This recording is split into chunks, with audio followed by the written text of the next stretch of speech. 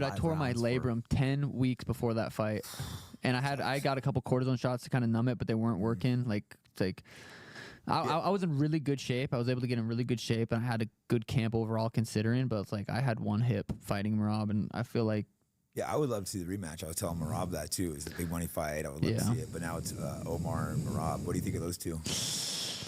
It's going to be interesting. It's in 30 days. Like, it's a title fight. It's in 30 days. So it's like. It came so quick. And Umar supposedly fucking fractured his arm. Like, supposedly he's pretty injured. So, like, in my mind, it's like I want the winner, whether it's Umar or Merab. I prefer Merab. I want to get that one back bad. Like, I want that one back. And I don't feel like people are super excited about that fight just because the first way it played out. But I think if people rewatch that fight, it would really. I'm excited for them because I know they're going to drop it. They always drop fights before their fight. So I'm assuming they're going to drop it on YouTube. And if people rewatch it, that was a lot closer fight. You did hurt him with the body shot, right? Dude, I had him really running around in the 5th round. Like 80% of that round, he was like literally just circling around, holding his guts. Fucking drives me crazy too, because everyone's like, man, he's got to look up his wrestling. I'm like, bro, we have such good wrestlers. I agree, because like I realized that when you fought Sterling, he couldn't get the timing on you to even shoot. So like when he's shooting, it's like you're distancing. When people don't understand the distancing thing, like as fighters, we understand that you're not giving them the distance to shoot. I was a lot more like, I did not want to go to the ground with Aljo, and I had a rib injury going into that fight, so I was like extra. There's like extra. I did not want to go there. It was life or death. With Merab, I was like, if he takes me down, like Merab's not. He takes me down. He holds him, so it wasn't in my mind. It's like, okay, I can get back up. But yeah, I need to go into that same mindset. Like, this motherfucker cannot take me down, and I know he took me down 6 times out of 15. I stuffed 9 of his takedowns. Say 1 or 2 more of those takedowns, I win that fight. Like, there was positions where I wasn't scrambling, I wasn't doing certain things that I know I'm capable of doing, and I don't know, for whatever reason I wasn't doing them. But yeah, no, as a fan, I want to see it. Like I said, I like you and Merab, so I can't like take favorites. Yeah. But I mean, I would love to see it. That's why I want Merab to win this next fight and see the rematch. I think it'd too. be good. The thing with Merab, we kind of messed around right before the podcast started talking about. He's not the most technical, but he's insane shape. He's really tough mentally, and he just really strong. Yeah. It's hard to deal with because most guys won't shoot like over and over like that. They'll gas themselves, but he just like keeps shooting because you're so hard to shoot on. But Merab will shoot, like rechain him together. So that's, I guess, it's a hard strategy to deal with because it's so rare that a guy will shoot that many times. Yeah, and usually his movement freezes people up. They can't get a read on him. They don't know whether he's southpaw, whether he's orthodox. He's moving side to side. He's 4 feet away from you, and Merab's just like, he's just like kind of a tard. So he'll just shoot. He'll just go and shoot, and it's just, and he penetrates real well. And I mean, yeah, no, he's actually won. Who was that? I remember he's outstriking someone that's supposed to be a lot better striker because he kept shooting, then he starts hitting. Marlon Reyes, maybe? Or? Exactly. I think that was that one. Maybe a couple fights even because he shoots so much, it starts opening the hands up. With you, he didn't start landing on you, but these other guys, he did. The shots would make him start hitting him. God, it bugs me because I don't look at Merab as like great. He's very, very good, but that's what bugs me. I'm like, I know I'm better than him, skill for skill. There was just a couple positions that I couldn't get up, and he's mentally tough, and he's excited. I train a few 35-pounders, and I spar my guys against him. He's a hard guy to deal with. Yeah. Like, the whole division, 35s, is pretty stacked. What's your opinion on the division? Dude, I think it's exciting. It's so exciting. Peter Yan, in my opinion, is still one of the most savage guys. Umar, I think, should beat Merab. I think Umar's probably one of the most skilled guys in the division. Corey Sandhagen, I think Corey beats Merab, to be honest. Merab, you can't take it away from him though. When you're fighting him 25 minutes, he finds those positions to cook that clock in. Eat up the clock. He's good at what he does. Like I said, you could say, oh, it's not technical and stuff, but he's not easy to deal with. He's really strong too. I've trained him before.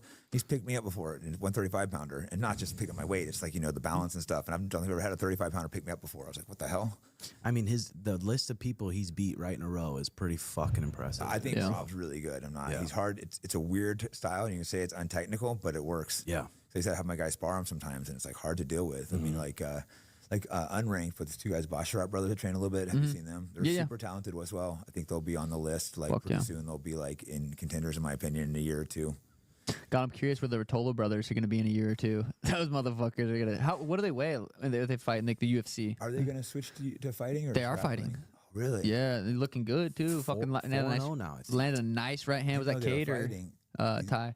That landed that right hand. Cade Rotolo. He's the one who's like 4-0. Bink. These guys are savage. Which one won the Craig Jones Invitational and won the $1 million, the biggest pay ever in a grappling? That was sick. He was savage. And then it seems like they're just like He keeps moving, doesn't get tired. Yeah, they don't really. The money's cool for them, but it seems like they just love to compete. No, they just go. And their styles are so fun to watch. You know, that's because a lot of the new jiu-jitsu guys, they don't transfer over to fighting that well. I don't notice because it's all the butt scooting and stuff. Like my generation was takedown, pass guard, but like those That's guys, sick, I think those guys can transfer over. And they're young bucks too, and like even in their 1FC fights, they're fighting good guys and nice and composed. He's not like forcing the takedown so much. And You see that fight? No, I'm gonna look these fights up. I didn't know they were fighting. Cracked him with the right hand, fucking shot. I had no idea they were fighting. I'm gonna look this up sick. because I'm big fans of theirs in jiu-jitsu. Those kids are savage. And I heard they really want to be in the UFC, so I bet 2 more fights with one. I bet they'll be over in the UFC. They're big though, right? Like 170, 155. Probably a 70 and 55, I think. Yeah, Yep. maybe with the night before weigh-ins they could cut more though. Because jiu-jitsu. Yeah. You know, some jiu-jitsu things are night before. Because which one won that $1 million? I get him confused. Cade or Ty? Cade. Cade, yeah. He had a match, his semifinal match with The wrestler. No, it was not for the wrestler. That was good too. There's a semifinal one with. Damn, I can't think of the name. Was it Levi Jones Leary maybe? Tackett. Or Tackett, yeah, Tackett, Andrew Tackett, right? Yeah, thank you. Yeah, Andrew Tackett, dude, that's one of the best jiu-jitsu matches. Yeah. They didn't end up finish, yeah. but they just That was the finals, I think. I think it was the semis. Was it? That should have been the finals, though. Oh, that's they right. Just That's right. went at it for 15 minutes for no submission, but one of the most exciting matches I've seen. The whole crowd was just like. Sometimes I can't believe how people's body holds up. How they just fucking. They're young kids. They're young. They just just fucking went at it. I recommend going and watching that match. Yeah. So that was that'll be exciting. Yeah, I'm excited to see where they're because they're what are they 21, 20, like 22 maybe. Yeah, young oldest. Like damn, Young bucks. that's gonna be cool to watch. So how long you been podcasting total now? I've only started like 4 months ago, so the growth is really good. But I've been hustling. Like anything I do, if I decide to do it, like when I decided not to half-ass it, because if you half-ass things, it's never going to grow. I said, like, all right, I'm going to put some energy into it. I had absolutely no clue what I was doing, though, but I don't like to procrastinate, so I'm going to jump on and figure it out as I go. What was your worst one? Because it's hard to get a guest on and you like ask them a question and try to talk to them and they have one-word answers and you're like, fuck. I had a couple, but I don't want to throw anyone in the bus. There's been a couple where I'm like, oh shit. Now you're thinking in your head, like, okay, where am I gonna bring this conversation? But you what kind of drugs do you like? Caffeine, marijuana. Drugs. That's a tough question, but if we're keeping it real. I try to avoid drugs nowadays. When I was younger, I think Molly was the drug I liked. Ooh. That was the fun one. Because you've always been a super healthy guy. You've been a pescatarian for how long? Vegetarian, actually. Vegetarian for how long? My whole entire life, I've grown up vegetarian. Damn, really? Interesting.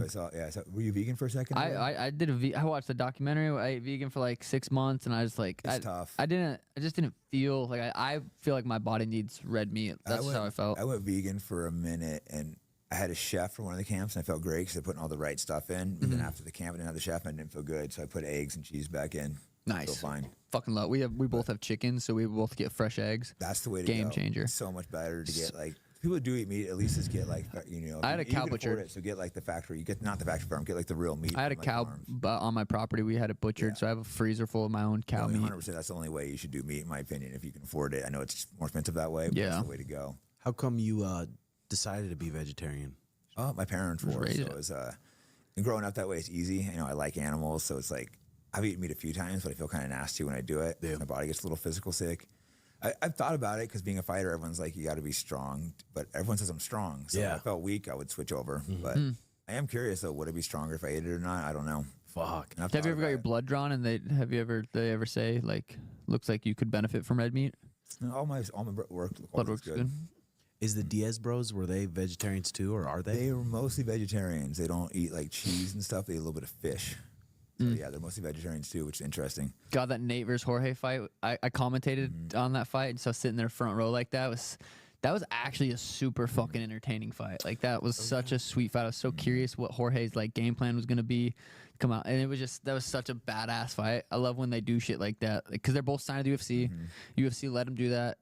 And it was so, I love like seeing stuff like that. So it was really cool. The bad motherfucker or whatever it was. Yeah. Yeah, no, those savages. So like That was a sweet fight. Jorge is the guy, I should just interviewed him, but he was always kind of, not the enemy, but I was maybe going to fight him the same weight. He fought Gil Melendez, fought Nate White. So I never really could be cool with the guy. Yeah. Because, he's one of the guys that might actually fight you too. Yeah. That's how my crew was. But then he was in town and random DM and he's like, sure. So it was kind of weird. A guy who was always the enemy to sit here and have a conversation with. Yeah, Jorge seems like a cool motherfucker. Yeah, it's cool about the sport because we have a lot of respect for each other. You guys, Yeah. I grappled Gilbert in, what was that? Yeah. that quintet. You really surprised me. Your grappling was way better than I thought because you tapped out Gomi. Well, you know, it was choked him.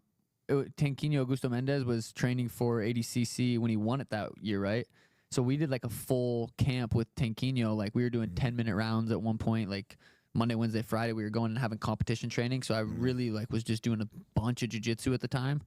And so Tanquinho was training for that. So I was we were just helping him. So I was in really good shape and grappling a lot at the time. So I was like, it definitely worked out. Good timing. No, exactly. I mean, that's first when I was like, okay, this guy's like a lot better grappling than I thought. That's what sucks too, is like I know I can grapple like a motherfucker. It's just like that last fight, and then people come up to me like, hey, let me know if you need help wrestling. I was like, I definitely can improve my wrestling. I'm not denying that, but it's like we have so many good guys at the gym that still fuck me up wrestling and grappling. Like, it's like I don't need to go anywhere. I just need to be healthy. I just need to get my body, able to grapple with these guys. So do you find when you're wrestling versus when you're striking wrestling, guys have a hard time shooting on you? Because to me, it looks like you do a really good job controlling the distance. And like I was saying earlier, like faint shit up the middle. You're not giving them the angles to shoot. And most people don't even understand that, including fighters. I enjoy grappling practices and wrestling and stuff. Like I have a couple little takedowns that I like. I still never really like started from the basics of wrestling. I still have a lot to improve, but I just from going live with such good guys for so long now, it's like I have some sneaky little takedowns. I hit Peter Yan in that one. They never counted it, which pissed me off. I hit him with that little duck, but